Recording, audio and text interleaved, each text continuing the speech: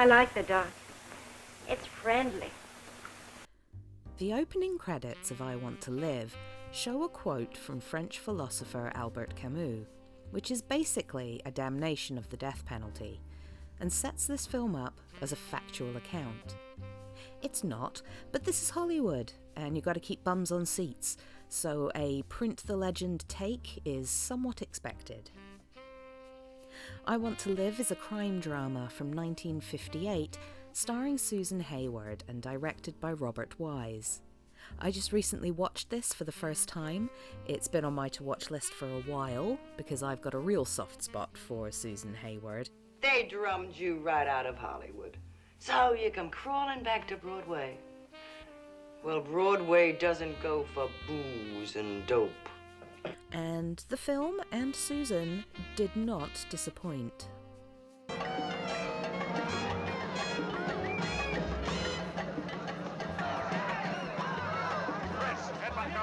Listen, give me a statement, I'll write your angle.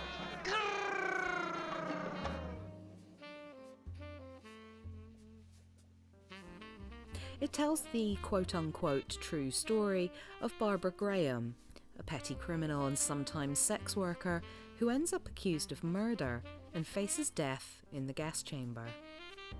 The screenplay, written by Nelson Gidding and Don Mankiewicz, was adapted from letters written by the real Barbara, as well as articles written by journalist Ed Montgomery, who's played by Simon Oakland in the film.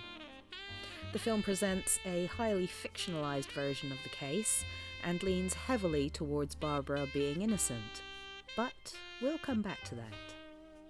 The real Barbara Graham was in a robbery that led to the murder of an elderly widow. She was nicknamed Bloody Babs by the press, and she ended up being the third woman in California to be executed in the gas chamber. Despite the serious subject matter, the film is witty and bold, and made all the more tragic by Susan Hayward's incredible performance. She moves gracefully from lively indignance to sombre grief, but always defiant to the last. She never loses her sense of self.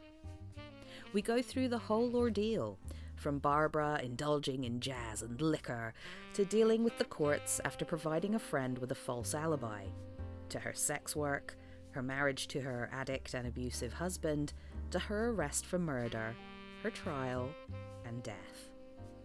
This is a film that breezes by on a tight script, and yet, when it needs to, towards the end of the film, the tension is razor sharp.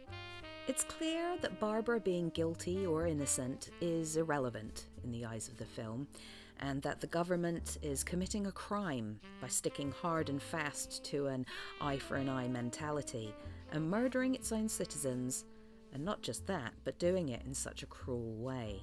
The real Barbara Graham was scheduled to be executed at 10 a.m. on the 3rd of June, 1955, but that was stayed by the California governor until 10:45 a.m.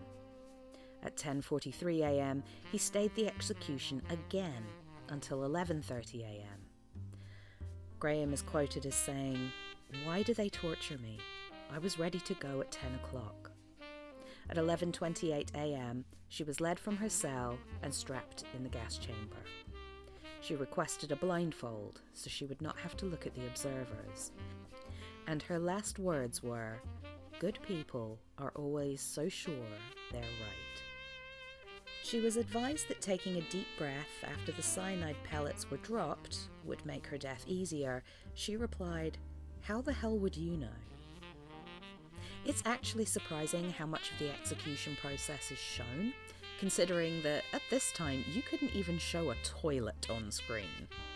These scenes would be seen as chilling in a modern context, but must have been even more so at the time, and apparently it's highly accurate. I can only imagine how the audiences reacted at the time of release. It's ghoulish and haunting as we watch Barbara tortured by the possibility of a stay of execution. It really highlights part of what makes the death penalty such a cruel thing to put someone through. Alice Bax deserves a quick shout out. She plays a nurse at the San Quentin prison, and she's also called Barbara. They strike up something of a friendship, and the tenderness between the two of them is palpable. It's just a performance that really stood out to me and is played perfectly. I Want to Live was nominated for 6 Oscars that year. Susan Hayward won the Academy Award for Best Performance, and rightly so.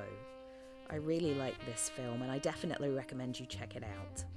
Everyone is bringing their A game, the plot is tight, and Hayward does what she does best, playing a tough broad who was full of life, and even at the end, she went out the way she came in.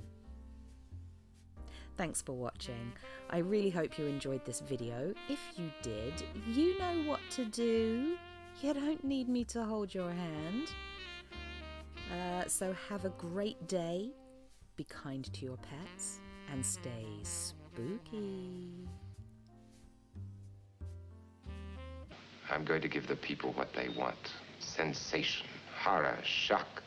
Send them out in the streets to tell their friends how wonderful it is to be scared to death.